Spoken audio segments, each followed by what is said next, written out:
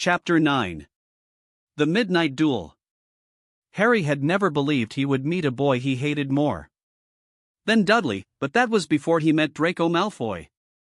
Still, first-year Gryffindors only had potions with the Slytherins, so they didn't have to put up with Malfoy much. Or at least, they didn't. Until they spotted a notice pinned up in the Gryffindor common room which made them all groan. Flying lessons would be starting on Thursday, and Gryffindor and Slytherin would be learning together. Typical, said Harry darkly. Just what I always wanted.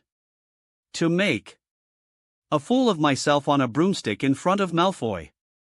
He had been looking forward to learning to fly more than anything else. You don't know you'll make a fool of yourself, said Ron reasonably.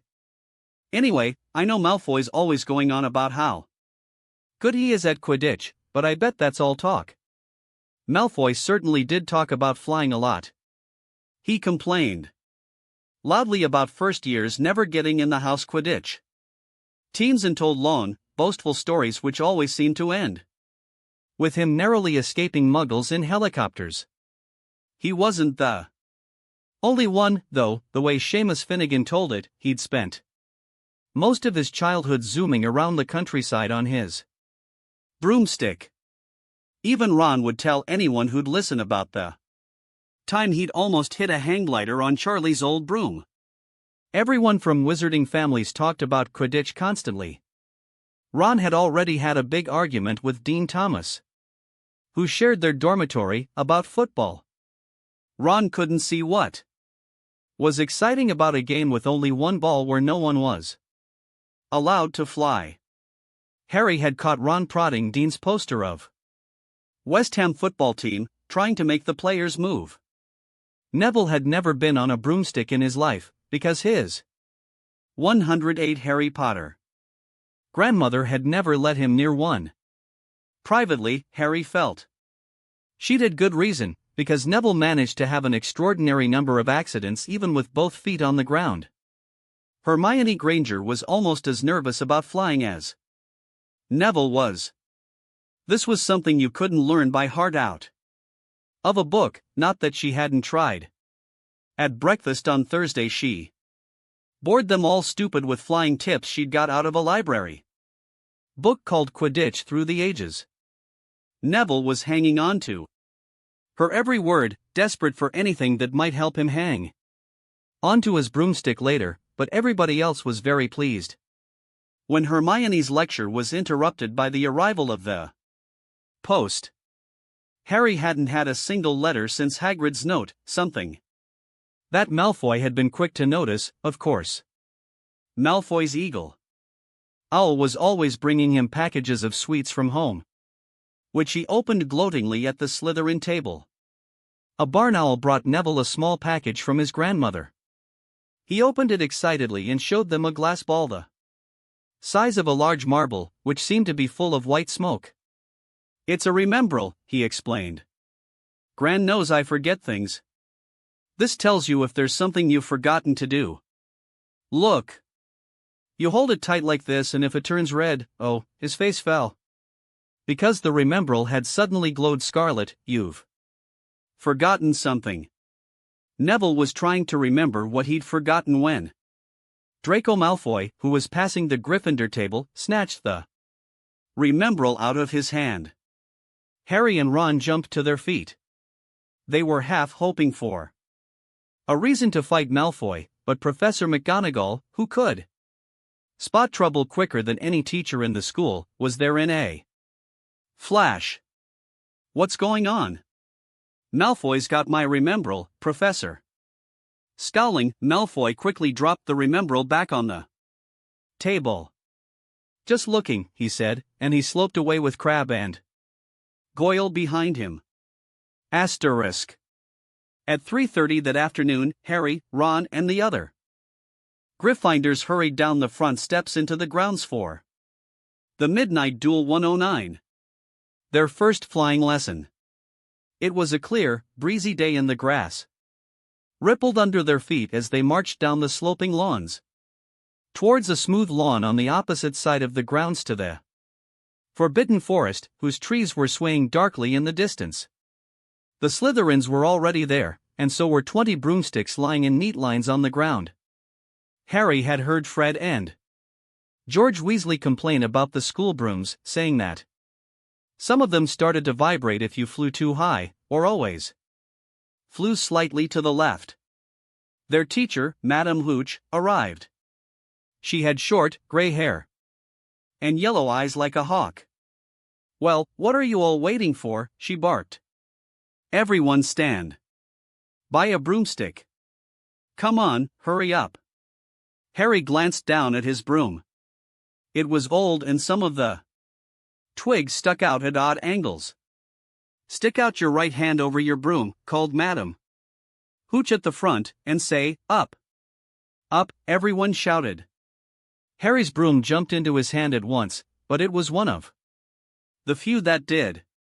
Hermione Granger's had simply rolled over on the ground and Neville's hadn't moved at all. Perhaps brooms, like horses, could tell when you were afraid, thought Harry. There was a quaver in Neville's voice that said only too clearly that he wanted to keep his feet on the ground. Madame Hooch then showed them how to mount their brooms without sliding off the end, and walked up and down the rows, correcting their grips. Harry and Ron were delighted when she told Malfoy he'd been doing it wrong for years. "Now, when I blow my whistle, you kick off from the ground." "Hard," said Madame Hooch. "Keep your broom steady, rise a few feet and then come straight back down by leaning forward slightly. On my whistle, 3, 2. But Neville, nervous and jumpy and frightened of being left on the ground, pushed off hard before the whistle had touched Madame Hooch's lips. "Come back, boy," she shouted, but Neville was rising straight up like a cork shot out of a bottle, 12 feet, 20 feet. Harry saw his scared white face look down at the ground falling away, saw him gasp, slip sideways off the broom and wham, a thud and a nasty crack, and Neville lay, face down. 110 Harry Potter on the grass in a heap. His broomstick was still rising higher and higher and started to drift lazily towards the Forbidden Forest and out of sight. Madame Hooch was bending over Neville, her face as white as his broken wrist. Harry heard her mutter, "Come on, boy, it's all right, up you get." She turned to the rest of the class. "None of you is to move while I take this boy to the hospital. Wing. You leave those brooms where they are or you'll be out of Hogwarts before you can say Quidditch. Come on, dear." Neville, his face tear-streaked, clutching his wrist, hobbled off with Madame Hooch, who had her arm around him. No sooner were they out of earshot than Malfoy burst into laughter. "Did you see his face, the great lump?" The other Slytherins joined in. "Shut up, Malfoy," snapped Parvati Patil. "Ooh, sticking up for Longbottom," said Pansy Parkinson, a hard-faced Slytherin girl. "Never thought you'd like fat little cry babies, Parvati." "Look," said Malfoy, darting forward and snatching something out of the grass. "It's that stupid thing Longbottom's gran sent him." The Remembrall glittered in the sun as he held it up. "Give that here, Malfoy," said Harry quietly. Everyone stopped talking to watch. Malfoy smiled nastily. "I think I'll leave it somewhere for Longbottom to collect. How about up a tree? Give it here."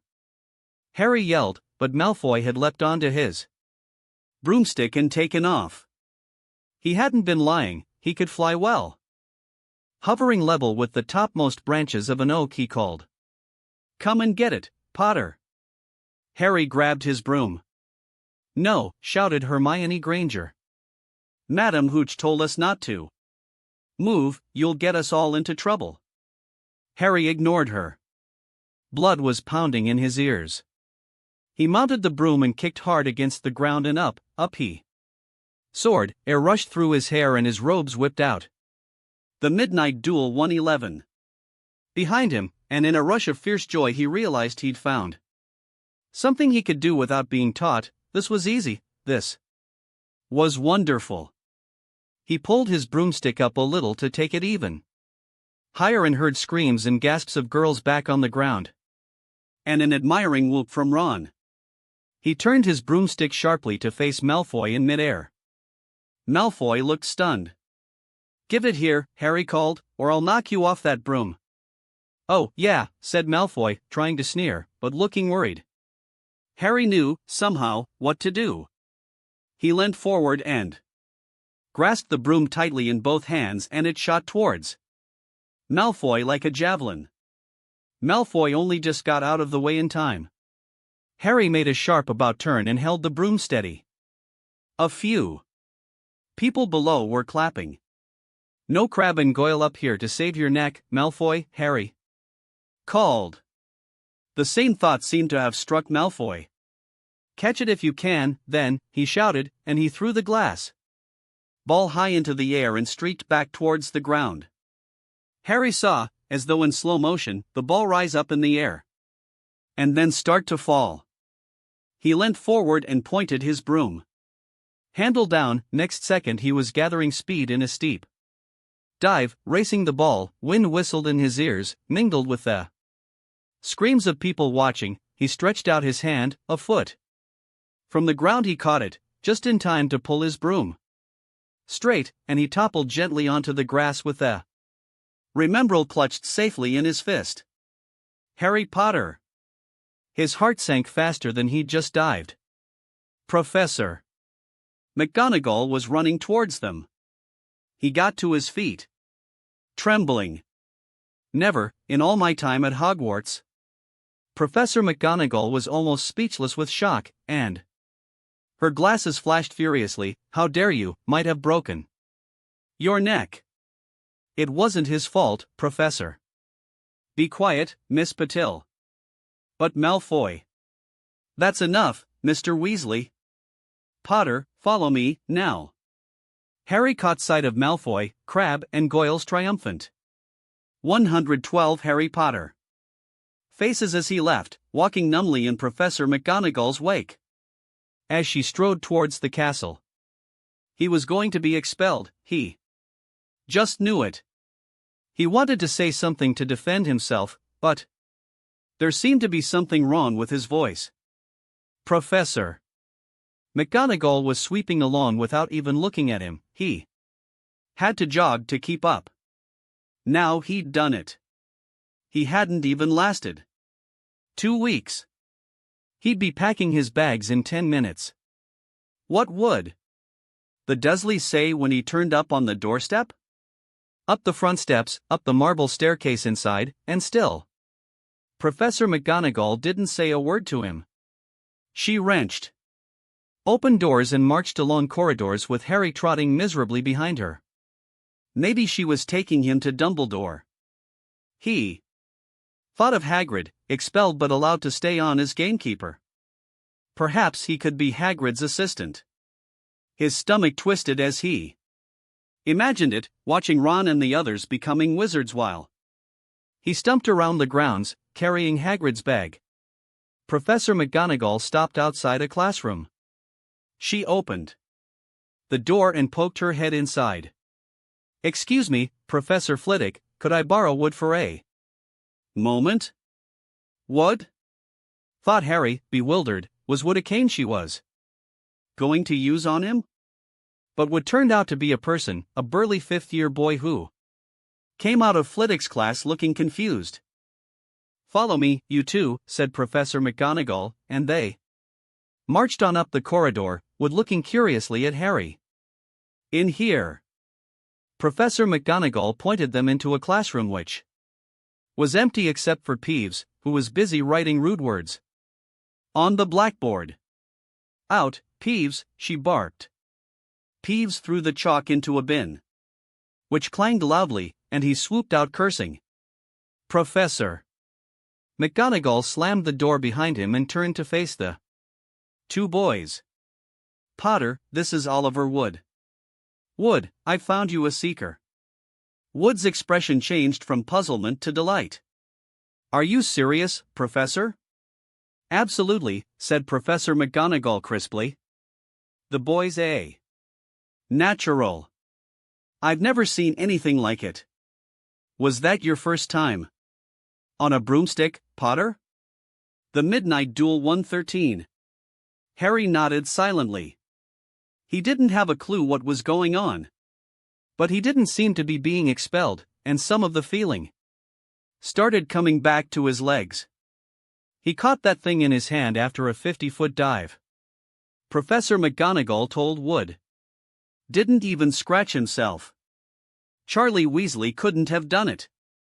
Wood was now looking as though all his dreams had come true. At once. Ever seen a game of Quidditch, Potter? He asked excitedly. Wood's captain of the Gryffindor team, Professor McGonagall, explained. He's just the build for a seeker, too, said Wood, now walking around Harry and staring at him. Light, speedy, we'll have to get him a decent broom, Professor, a Nimbus 2000 or a clean sweep 7, I'd say. I shall speak to Professor Dumbledore and see if we can't bend the first-year rule. Heaven knows, we need a better team than last year. Flattened in that last match by Slytherin, I couldn't look Severus Snape in the face for weeks. Professor McGonagall peered sternly over her glasses at Harry. I want to hear you're training hard, Potter, or I may change my mind about punishing you. Then she suddenly smiled. Your father would have been proud, she said. He was an excellent Quidditch player himself. Asterisk. You're joking. It was dinner time. Harry had just finished telling Ron what had happened when he'd left the grounds with Professor McGonagall. Ron had a piece of steak and kidney pie halfway to his mouth, but he'd forgotten all about it. Seeker, he said. But first years never, you must be the youngest house player in about a century, said Harry, shoveling pie into his mouth. He felt particularly hungry after the excitement of the afternoon. Wood told me. Ron was so amazed, so impressed, he just sat and gaped at Harry. I start training next week, said Harry. Only don't tell anyone. Wood wants to keep it a secret. 114 Harry Potter. Fred and George Weasley now came into the hall, spotted Harry and hurried over. Well done, said George in a low voice. Wood told us. We're on the team too, beaters. I tell you, we're going to win that Quidditch Cup for sure this year, said Fred. We haven't won since Charlie left, but this year's team is going to be brilliant. You must be good, Harry, Wood was almost skipping when he told us. Anyway, we've got to go. Lee Jordan reckons he's found a new secret passageway out of the school. Bet it's that one behind the statue of Gregory the Smarmy that we found in our first week. See you. Fred and George had hardly disappeared when someone far less welcome turned up, Malfoy, flanked by Crabbe and Goyle. Having a last meal, Potter? When are you getting the train back to the Muggles? You're a lot braver now you're back on the ground and you've got your little friends with you, said Harry coolly. There was of course nothing at all little about Crabbe and Goyle, but as the high table was full of teachers, neither of them could do more than crack their knuckles and scowl. I'd take you on any time on my own, said Malfoy. Tonight, if you want. Wizard's Duel. Wands only, no contact. What's the matter? Never heard of a wizard's duel before, I suppose? Of course he has, said Ron, wheeling round. I'm his second. Who's yours? Malfoy looked at Crabbe and Goyle, sizing them up. Crabbe, he said. Midnight all right? We'll meet you in the trophy room, that's always unlocked. When Malfoy had gone, Ron and Harry looked at each other. What is a wizard's duel, said Harry. And what do you mean? You're my second? Well, a second's there to take over if you die, said Ron casually. Getting started at last on his cold pie. Catching the look on Harry's face, he added quickly, but people only die in proper duels, you know, with real wizards. The most you and Malfoy'll be able to do is send sparks at each other. Neither of you knows enough magic to do any real damage. I bet he expected you to refuse, anyway. And what if I wave my wand and nothing happens? Throw it away and punch him on the nose, Ron suggested. The Midnight Duel 115. Excuse me. They both looked up. It was Hermione Granger. Can't a person eat in peace in this place, said Ron. Hermione ignored him and spoke to Harry. I couldn't help overhearing what you and Malfoy were saying. Bet you could, Ron muttered. And you mustn't go wandering around the school at night. Think of the points you'll lose Gryffindor if you're caught, and you're bound to be. It's really very selfish of you. And it's really none of your business, said Harry. Goodbye, said Ron. Asterisk. All the same, it wasn't what you'd call the perfect end to the day. Harry thought, as he lay awake much later listening to Dean and Seamus falling asleep, Neville wasn't back from the hospital wing. Ron had spent all evening giving him advice such as if he tries to curse you, you'd better dodge it, because I can't remember how to block them. There was a very good chance they were going to get caught by Filch or Mrs. Norris, and Harry felt he was pushing his luck, breaking another school rule today. On the other hand, Malfoy's sneering face kept looming up out of the darkness. This was his big chance to beat Malfoy, face to face. He couldn't miss it. 11:30, Ron muttered at last. We'd better go. They pulled on their dressing gowns, picked up their wands, and crept across the tower room, down the spiral staircase and into the Gryffindor common room. A few embers were still glowing in the fireplace, turning all the armchairs into hunched black shadows. They had almost reached the portrait hole when a voice spoke from the chair nearest them. I can't believe you're going to do this, Harry. A lamp flickered on. It was Hermione Granger, wearing a pink dressing gown and a frown. You, said Ron furiously. Go back to bed. I almost told your brother, Hermione snapped. Percy, he's a prefect, he'd put a stop to this. Harry couldn't believe anyone could be so interfering. Come on, he said to Ron. He pushed open the portrait of the fat lady and climbed through the hole. Hermione wasn't going to give up that easily. She followed Ron. 116 Harry Potter. Through the portrait hole, hissing at them like an angry goose. Don't you care about Gryffindor? Do you only care about yourselves? I don't want Slytherin to win the House Cup and you'll lose. All the points I got from Professor McGonagall for knowing about switching spells. Go away. All right, but I warned you, you just remember what I said. When you're on the train home tomorrow, you're so. But what they were, they didn't find out. Hermione had turned to the portrait of the fat lady to get back inside and found herself facing an empty painting. The fat lady had gone on a nighttime visit and Hermione was locked out of Gryffindor Tower. Now what am I going to do? She asked shrilly. That's your problem, said Ron. We've got to go, we're going to be late.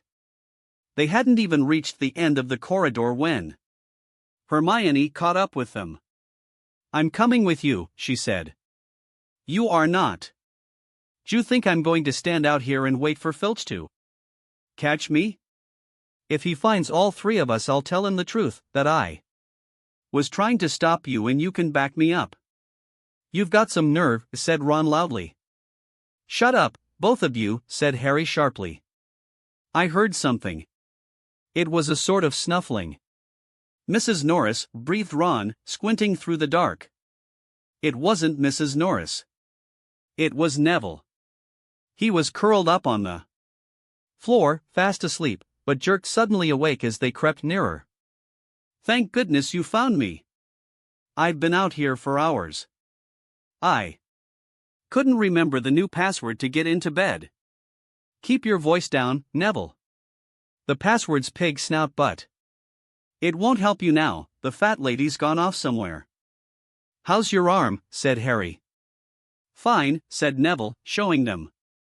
"Madame Pomfrey mended it in about a minute."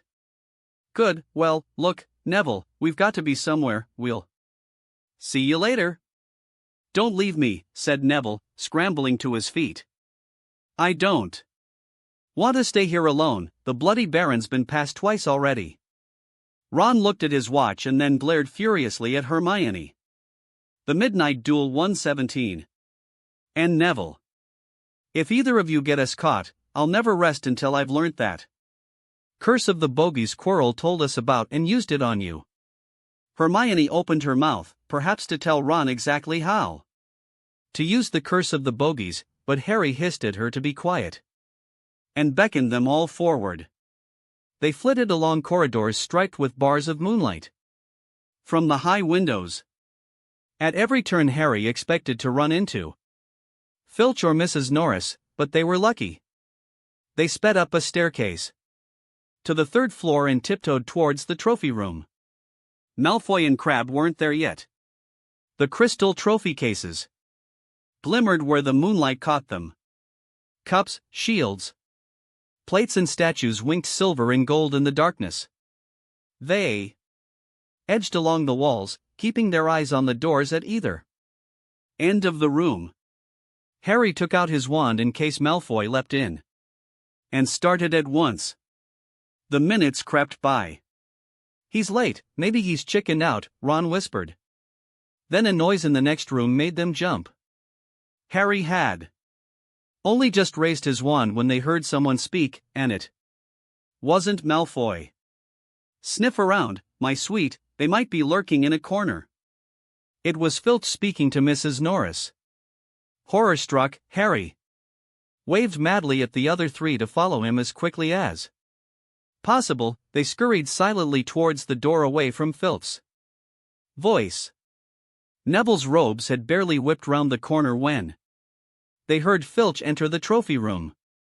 "They're in here somewhere," they heard him mutter, "probably hiding this way." Harry mouthed to the others and, petrified, they began to creep down a long gallery full of suits of armor. They could hear Filch getting nearer. Neville suddenly let out a frightened squeak and broke into a run. He tripped, grabbed Ron around the waist, and the pair of them toppled right into a suit of armor. The clanging and crashing were enough to wake the whole castle. "Run!" Harry yelled, and the four of them sprinted down the gallery, not looking back to see whether Filch was following. They swung around the doorpost and galloped down one corridor, then another, Harry in the lead without any idea where they were. 118 Harry Potter. Or where they were going. They ripped through a tapestry and found themselves in a hidden passageway, hurtled along it and came out near their charms classroom, which they knew was miles from the trophy room. "I think we've lost him," Harry panted, leaning against the cold wall and wiping his forehead. Neville was bent double, wheezing and spluttering. "I told you," Hermione gasped, clutching at the stitch in her chest. "I told you." "We've got to get back to Gryffindor Tower," said Ron, quickly as possible. "Malfoy tricked you," Hermione said to Harry. "You realize that, don't you? He was never going to meet you." Filch knew someone was going to be in the trophy room. Malfoy must have tipped him off. Harry thought she was probably right, but he wasn't going to tell her that. "Let's go." It wasn't going to be that simple. They hadn't gone more than a dozen paces when a doorknob rattled and something came shooting out of a classroom in front of them. It was Peeves. He caught sight of them and gave a squeal of delight. "Shut up, Peeves, please, you'll get us thrown out." Peeves cackled. Wandering around at midnight, ickle first eyes? Tut, tut, tut. Naughty, naughty, you'll get caughty. Not if you don't give us away, Peeves, please. Should tell Filch, I should, said Peeves in a saintly voice, but. His eyes glittered wickedly. It's for your own good, you know. Get out of the way, snapped Ron, taking a swipe at Peeves. This was a big mistake. Students out of bed. Peeves bellowed. Students. Out of bed down the charms corridor. Ducking under Peeves, they ran for their lives, right to the end of the corridor, where they slammed into a door, and it was locked. This is it, Ron moaned, as they pushed helplessly at the door. We're done for. This is the end. They could hear footsteps, Filch running as fast as he could. The Midnight Duel 119. Towards Peeves' shouts. Oh, move over, Hermione snarled. She grabbed Harry's wand, tapped the lock and whispered, Alohomora. The lock clicked and the door swung open. They piled through it, shut it quickly and pressed their ears against it, listening. Which way did they go, Peeves? Filch was saying. Quick, tell me. Say please. Don't mess me about, Peeves. Now where did they go? Shan't say nothing if you don't say please, said Peeves in his annoying sing-song voice. All right, please. Nothing. Ha. Told you I wouldn't say nothing if you didn't say please. Ha ha. Ha-yeah. And they heard the sound of Peeves whooshing away and Filch cursing in rage. He thinks this door is locked, Harry whispered. I think we'll be okay, get off, Neville. For Neville had been tugging on the sleeve of Harry's dressing gown for the last minute. What? Harry turned around and saw, quite clearly, what? For a moment, he was sure he'd walked into a nightmare. This was too much, on top of everything that had happened so far. They weren't in a room, as he had supposed. They were in a corridor. The forbidden corridor on the 3rd floor. And now they knew why it was forbidden. They were looking straight into the eyes of a monstrous dog, a dog which filled the whole space between ceiling and floor. It had 3 heads, 3 pairs of rolling, mad eyes, 3 noses, twitching and quivering in their direction, 3 drooling mouths, saliva hanging in slippery ropes from yellowish fangs. It was standing quite still, all 6 eyes staring at them, and Harry knew that the only reason they weren't already dead was that their sudden appearance had taken it by surprise, but it was quickly getting over that. There was no mistaking what those thunderous growls meant. Harry groped for the doorknob. Between Filch and death, he'd take Filch. They fell backwards, Harry slammed the door shut, and they ran. They almost flew back down the corridor. Filch must have hurried off to look for them somewhere else because they didn't see him anywhere, but they hardly cared. All they wanted to do 120 Harry Potter was put as much space as possible between them and that monster. They didn't stop running until they reached the portrait of the fat lady on the 7th floor.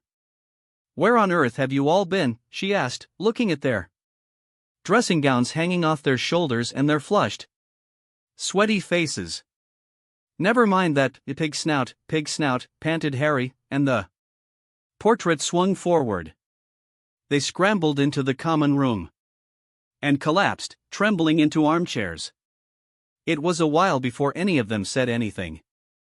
Neville, indeed, looked as if he'd never speak again. What do they think they're doing, keeping a thing like that locked up in a school? Said Ron finally. If any dog needs exercise, that one does. Hermione had got both her breath and her bad temper back. Again.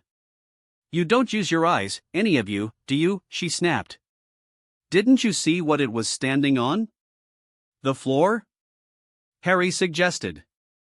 I wasn't looking at its feet, I was too busy with its heads. No, not the floor. It was standing on a trapdoor. It's obviously guarding something. She stood up, glaring at them. I hope you're pleased with yourselves. We could all have been killed, or worse, expelled.